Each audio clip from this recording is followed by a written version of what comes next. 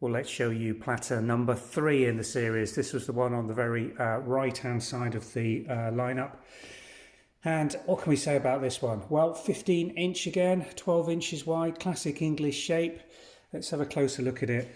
We've got quite a few of these folds in the transfer, which initially make it look like, well, they weren't taking that much care when they were producing this. Look at this, a little tear in the transfer here, a little bit of transfer of the cobalt blue onto this area where it shouldn't be, and loads of finger marks here where people have been handling this and transferred part of the pattern.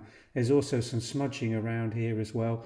A lot of grit and what is actually soot actually in the glaze where this has been fired. Now you may look at all that and think, well, this is not going to be of any great value or age, but when you get close up and have a look at the pattern on it, you can see a load of little tiny knife marks across here.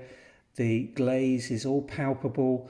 The transfer design itself, not particularly fine or detailed, quite blurry in its design, and the detailing here, it's just not crisp. I think that's the best way of describing this.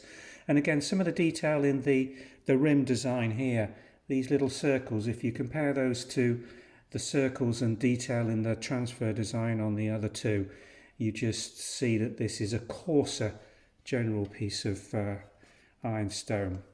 Now let's have a look at this mark. It really doesn't give much away, and these is where things start to get a little blurry in terms of who was using these marks. There's very little reference material in terms of being able to say too much about this with any definity, but the only company around this period that we think was using the ironstone china branding with the English crown and banner symbol like that was Ashworth's. We think this is probably, from the pattern of the general demeanour of this platter, with the nature of the colour, the little grit bits, the soot inclusions and multiple inclusions in here, and the fact that it's just not that fine. This was probably manufactured at a period, how can we put it, mass production. The market had moved from those earlier two platters we've just shown you.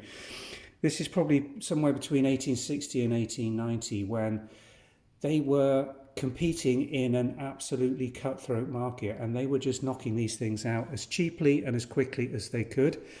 And a lot of the factories were producing. Blue Willow was mass produced by multiple Staffordshire production facilities, and not just Staffordshire. They were competing in a national marketplace.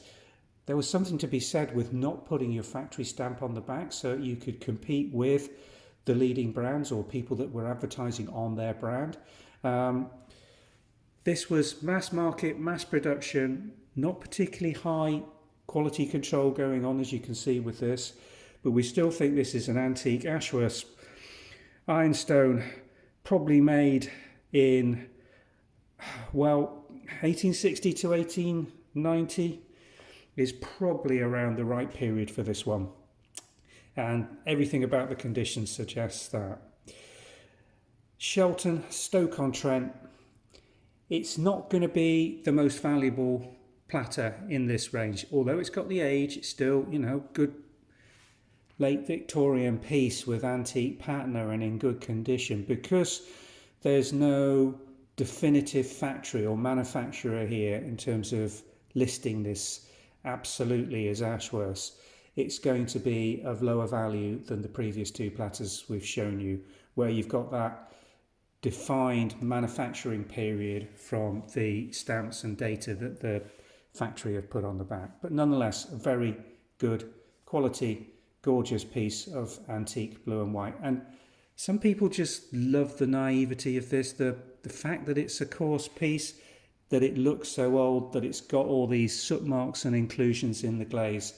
Some people just absolutely love that, and you look at it and you do think, oh, this is a genuine antique piece, and it is.